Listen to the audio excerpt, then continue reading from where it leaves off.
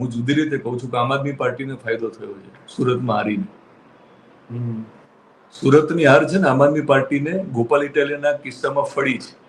ગોપાલ ઇટાલિયા જો સુરતમાં જીત્યા હોત ને તો વિસાવદરમાં ન જીતત, કારણ કે લડવાનું જ ન થાત. અને સુરત જેવા મહાનગરમાં જવાબદારીઓ તમારી બહુ હોય, ત્યાં લોકોનો રોષ. અહીંયા વિસાવદરમાં તો ગોપાલ ઇટાલિયા આટા ફેરા મારે, કોઈ જગ્યાએ જઈને અચાનક ગાડી ઉભી રાખીને ગમે ત્યાં વિડીયો બનાવશે ને તોય ચાલશે, કારણ કે ગ્રામ્ય વિસ્તાર છે. એટલે કોઈ પણ કચેરી પકડી લો એટલે ત્યાં પ્રોબ્લેમ તો હોવાના જ. અને પછી કહેશે કે આવું કેમ કરે છે. સુરતમાં ગોપાલ ઇટાલિયા જીતા હોત તો મારી દ્રષ્ટિએ એમની પહેલી ને છેલ્લી જીત હોઈ શકત.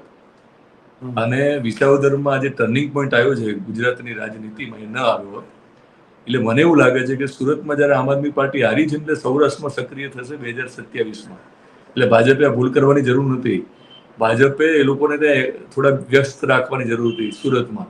હવે આખા સુરતના આમ આદમી પાર્ટીના નેતાઓ સૌરાષ્ટ્રમાં આવવાના છે.